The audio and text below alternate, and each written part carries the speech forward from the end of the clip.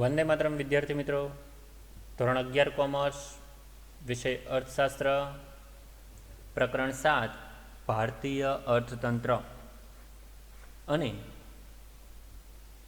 પ્રથમ લેક્ચરમાં આપણે ભારત દેશનું નામ કઈ રીતે પડ્યું, ભારત દેશ સોને કી ચિડિયા તરીકે ઓળખાતો હતો અને ભારત દેશ એક સમૃદ્ધ દેશ હતો, જે આપણે પ્રાચીન ભારતમાંથી પણ આ અંગેની વિગતો મેળવી.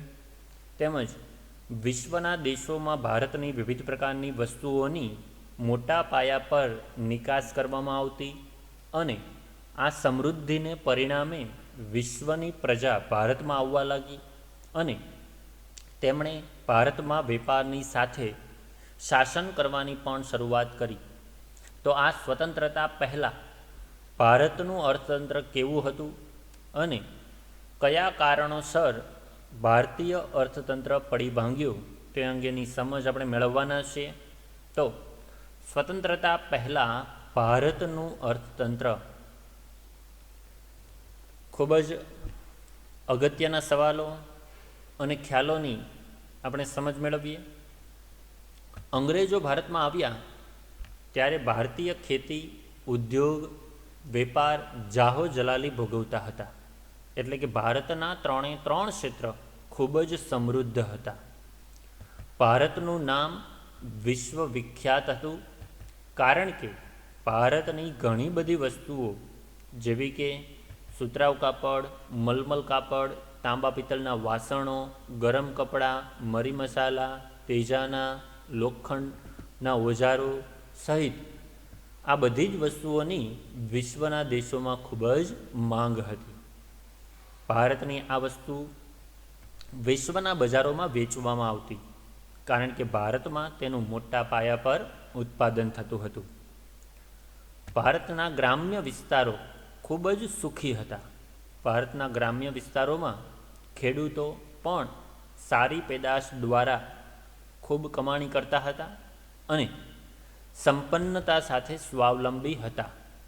તેઓ દરેક વસ્તુઓનું જાતે જ ઉત્પાદન કરતા, એકબીજાની સાથે સાટા પદ્ધતિ આપલે દ્વારા પોતાની દરેક જરૂરિયાતો પૂર્ણ કરી લેતા.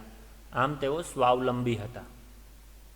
અને ગૃહ ઉદ્યોગો એટલે કે ઘરમાં ચાલતા ઉદ્યોગો કે જેમાં મોટા ભાગે કુટુંબના સભ્યો કામ કરતા હોય તેવા ગૃહ ઉદ્યોગો અને નાના પાયાના ઉદ્યોગો જેમાં ખૂબ ઓછા મૂડીરોકાણની જરૂરિયાત હોય તેવા ઉદ્યોગોનો વ્યવસ્થિત વિકાસ થયો હતો.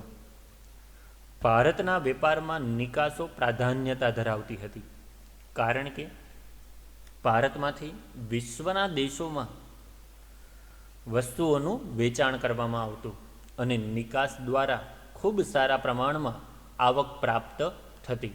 આમ ભારતનો ગણીએ તો આ એક સુવર્ણ કાળ હતો કે જ્યારે અંગ્રેજો કે અન્ય કોઈ પણ પ્રજાનું આગમન થયું નહોતું.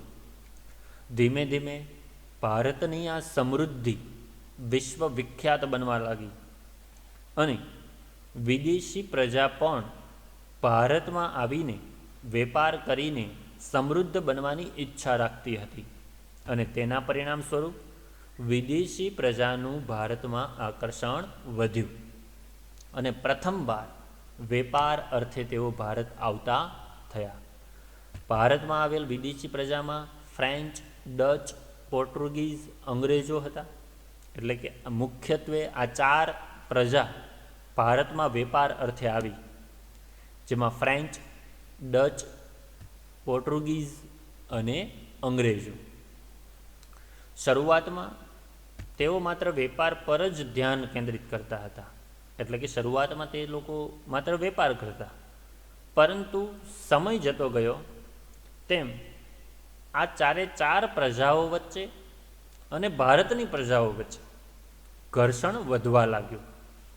વેપાર અર્થે આવેલી પ્રજા એકબીજા સાથે ઘર્ષણમાં આવતી અને તેના પરિણામે પોતાની તાકાતનું પ્રદર્શન કરવા માટે તેઓ પોતાની પાસે સૈન્ય પણ રાખતા, સૈન્ય બળ પણ પોતાની પાસે રાખતા અને એકાબીજા પ્રજા વચ્ચે ઘર્ષણ થતું, યુદ્ધ થતા અને જે પૈકી અંગ્રેજ સૈન્ય વધુ શિસ્તના આગ્રહી હોવાથી તેમને ઇંગ્લેન્ડનો રાજકીય સાથ મળ્યો. કારણ કે સૌપ્રથમ જે ઇંગ્લેન્ડના લોકો અંગ્રેજો ભારત આવ્યા તે વેપારી પ્રજા હતી, જે ઇંગ્લેન્ડમાંથી ભારત સાથે વેપાર કરીને સમૃદ્ધ બનવાની ઈચ્છા રાખતી હતી. તે ઈસ્ટ ઇન્ડિયા કંપની હતી. પરંતુ આ જુદી જુદી પ્રજાઓ વચ્ચે ઘર્ષણ થવાથી તેમણે સૈન્યની રચના કરી અને આ સૈન્ય રચનામાં ઇંગ્લેન્ડના રાજાનો પણ સાથ મળ્યો અને ધીરે ધીરે ભારતમાં સત્તા હાંસલ કરવા તરફ પ્રયાણ કર્યું. અંગ્રેજો ભારતના રાજાઓની સાથે યુદ્ધ કરે છે, ભારતમાં રાજ્ય પડાવી લે છે, વિવિધ પ્રકારની નીતિઓ અપનાવીને ભારતના રાજાઓને ધકેલી કાઢવામાં આવતા અને તેમનું શાસન તેઓ લઈ લેતા. આમ વર્ષ 1757થી જ્યારે સૌ પ્રથમ યુદ્ધ થયું, પ્લાસીનું યુદ્ધ, ત્યાર પછી ધીરે ધીરે તે પ્રજા ભારતમાં જુદા જુદા પ્રદેશોમાં જીત પ્રાપ્ત કરતી ગઈ અને એક સમય આવે છે કે જ્યારે સમગ્ર ભારત દેશ અંગ્રેજોનો ગુલામ બને છે અને આ ગુલામીમાંથી છૂટવા માટે આપણે ઘણા વર્ષો સુધી આઝાદીની લડાઈ લડવી પડી અને અંતે ભારત દેશ આઝાદ થયો. આમ અંગ્રેજોએ આંશિક અથવા સંપૂર્ણપણે ગણીએ તો 1757થી 1947 સુધી અંગ્રેજોનું શાસન ભારત પર રહ્યું. બ્રિટિશ શાસન દરમિયાન ભારતને ઓછા પ્રમાણમાં સારા અને વધુ પ્રમાણમાં ખરાબ પરિણામોનો સામનો કરવો પડ્યો.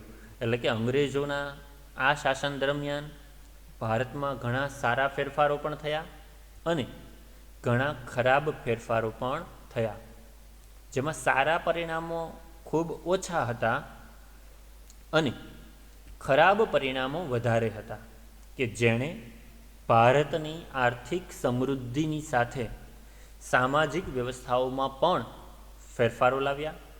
તો વિદ્યાર્થી મિત્રો, આપણે સૌપ્રથમ સારા પરિણામોને જાણવાના છે અને ત્યારબાદ ખરાબ પરિણામો.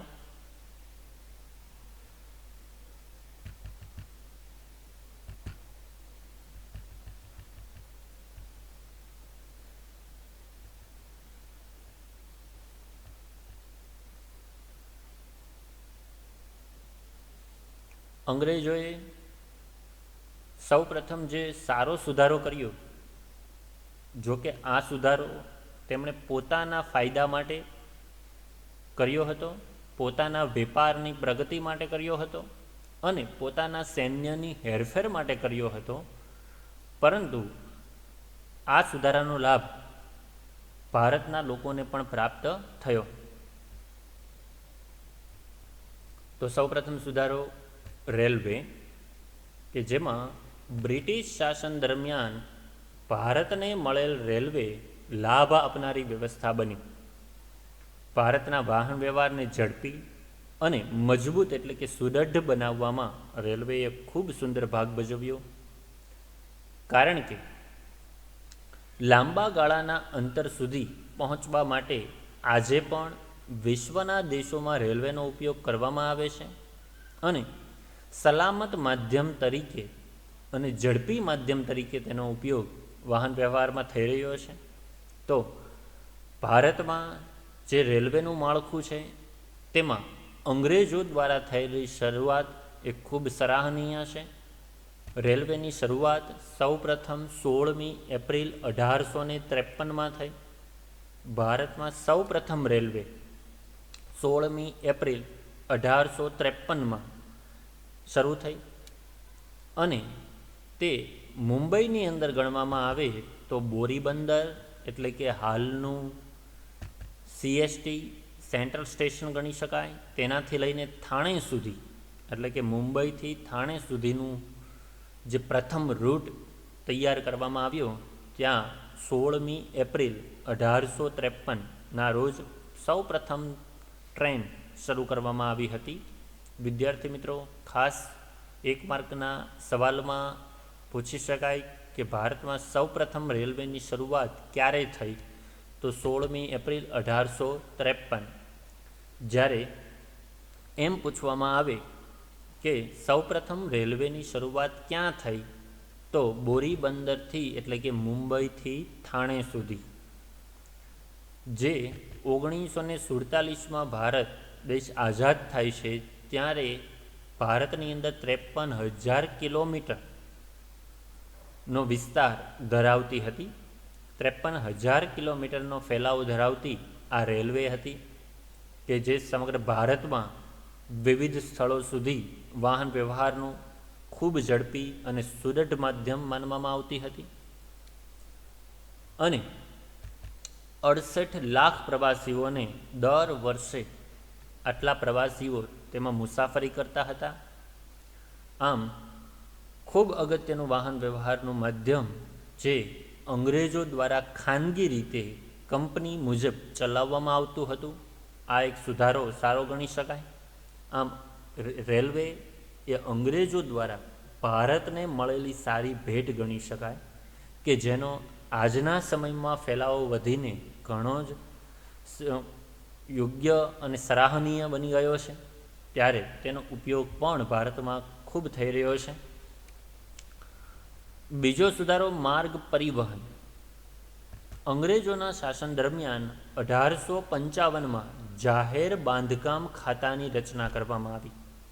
એટલે કે જાહેર મકાન મિલકત તૈયાર કરવા માટે જે દરેક વ્યક્તિને ઉપયોગી હોય તેવા બાંધકામ, જેમાં રોડ, રસ્તા અને અગત્યની મકાન મિલકત તૈયાર કરવા માટે યોગ્ય માળખું તૈયાર કરવા માટે આ ખાતાની રચના અંગ્રેજોએ કરી હતી. જેમાં રેલવેની શરૂઆત થયાના 2 વર્ષ પછી 1855માં રેલવેની શરૂઆત 1853માં થઈ અને તેના 2 વર્ષ બાદ 1855માં જાહેર બાંધકામ ખાતું એટલે કે પબ્લિક વર્ક ડિપાર્ટમેન્ટ PWDની રચના કરવામાં આવી. ભારતમાં રોડ રસ્તા બાંધકામની જવાબદારી બ્રિટિશ શાસને ઉપાડી. અંગ્રેજ શાસનકાળ દ્વારા ભારતમાં રોડ રસ્તા બનાવવામાં આવતા. 19મી સદીના અંત સુધીમાં કુલ 2,78,420 કિલોમીટર સુધીની લંબાઈના રસ્તાઓ હતા, જે 1943 સુધીમાં આ રસ્તાની લંબાઈ 4,47,105 કિલોમીટર થઈ, જેમાં 32% પાક્કા રસ્તા અને 68% કાચા રસ્તાઓનો સમાવેશ થાય. વિદ્યાર્થી મિત્રો, અંગ્રેજો દ્વારા વાહન વ્યવહાર માટે આ બંને માધ્યમ, એ રેલવેનું હોય કે રોડ રસ્તાનું હોય, જમીન માર્ગ હોય કે રેલવે માર્ગ હોય, આ રચના તેમણે પોતાના માટે કરી હતી. કારણ કે પોતાની વસ્તુઓની, ઈસ્ટ ઇન્ડિયા કંપનીની વસ્તુઓ હોય કે પછી અંગ્રેજ શાસનની વસ્તુઓ હોય, તેની હેરફેર માટે, તેમના સૈનિકોની હેરફેર માટે, તેમનો વેપાર આગળ વધે તે માટે આ રચના કરવામાં આવી હતી, જેનો લાભ અંગ્રેજોને વધારે મળતો હતો. જોકે ભારતને પણ, ભારતની પ્રજાને પણ તેનો સારો લાભ મળ્યો, પરંતુ તે માટે આપણે ઘણા બધા વર્ષો સુધી તેમના ગુલામ રહેવું પડ્યું. આમ ભારતમાં રસ્તા બાંધવા માટે પણ PWD એટલે કે જાહેર બાંધકામ ખાતું અંગ્રેજો દ્વારા શરૂ કરવામાં આવ્યું હતું, જે એક સારો સુધારો ગણી શકાય. ત્યારબાદ બેન્કો. વર્ષ 1770માં ખાનગી ક્ષેત્રમાં બેન્કની શરૂઆત થઈ. એટલે કે ભારતમાં બેન્કોની શરૂઆત 1770માં થયેલી હોય અને ખાનગી બેન્કો શરૂ થઈ હોય તેવું માનવામાં આવે છે, જે 1947 સુધીમાં 700થી વધારે સંખ્યામાં વિકસી. બેંક ઓફ હિન્દુસ્તાનથી લઈને શરૂઆત થાય અને 1946 સુધીમાં 700થી વધારે બેન્કોની સંખ્યા ભારતમાં હતી, જેમાં ખાનગી બેન્કો હતી. 1935માં ભારતની સર્વોચ્ચ બેંક રિઝર્વ બેંક ઓફ ઇન્ડિયાની સ્થાપના થઈ, જે પણ શરૂઆતમાં એક ખાનગી બેંક હતી. ત્યારબાદ 1949માં તેનું રાષ્ટ્રીયકરણ કરવામાં આવ્યું અને તેમને ભારતની સર્વોચ્ચ બેંક એટલે કે એપેક્સ બેંક અને મધ્યસ્થ બેંક તરીકે આપણે ઓળખીએ છીએ તેની સ્થાપના રિઝર્વ બેંક ઓફ ઇન્ડિયા આરબીઆઈની સ્થાપના 1935માં કરવામાં આવી હતી, જે એક સારો સુધારો ગણી શકાય. ત્યારબાદ સામાજિક માળખું અને અન્ય સુધારાઓ જે અંગ્રેજો દ્વારા કરવામાં આવ્યા કે જેમાં સારા અને ખરાબ બંને પરિણામો આવ્યા તે અંગેની સમજ આપણે આવનારા લેક્ચરમાં મેળવીશું, જેમાં છેલ્લો અને ચોથો સારો સુધારો સામાજિક માળખું, અંગ્રેજ શાસન દરમિયાન થયેલ અન્ય ગણનાપાત્ર કાર્યોમાં બાળકીને દૂધ પીતી કરવાનો રિવાજ કે બાળકી જન્મે ત્યારે તેમને દૂધ ભરેલા મોટા વાસણમાં ડૂબાડીને મારી નાખવામાં આવતી, આ કુરિવાજનો અંત અંગ્રેજો દ્વારા લાવવામાં આવ્યો. તેમજ પિંડારાઓનો નાશ કરવામાં આવ્યો કે જે અમુક પ્રજા રાજાઓ સાથે મળીને જે અંગ્રેજો સાથે ઘર્ષણમાં આવતા અને પોતાનો લાભ લઈ લેતા તે પિંડારાઓનો નાશ, જે ચોક્કસ જાતિ વાઇઝ અંગ્રેજો સાથે મળીને કાર્ય કરતા, સતી પ્રથાનો રિવાજ એટલે કે સ્ત્રીનો પતિ મૃત્યુ પામે ત્યારે તેમને પતિ પાછળ સતી થઈ જવું પડે, આ કુરિવાજનો પણ અંગ્રેજો દ્વારા ખૂબ સારો નિકાલ કરવામાં આવ્યો અને તેમના સારા પ્રયત્નોને પરિણામે તેમના સાથ સહકારથી આ કુરિવાજોનો અંત આવ્યો. આ 4 સુધારાઓ અંગ્રેજોના સારા સુધારાઓમાં ગણી શકાય કે જેનો લાભ ભારતને મળ્યો અને કેટલાક તેમના ખરાબ સુધારાઓ હતા, ખરાબ ફેરફારો હતા કે જેમનું પરિણામ ભારતના લોકોએ અને ભારતના ત્રણેય ક્ષેત્રોમાં ખરાબ પરિણામ આવ્યું. તો તેમની સમજ હવે આપણે આવતા લેક્ચરમાં મેળવીશું.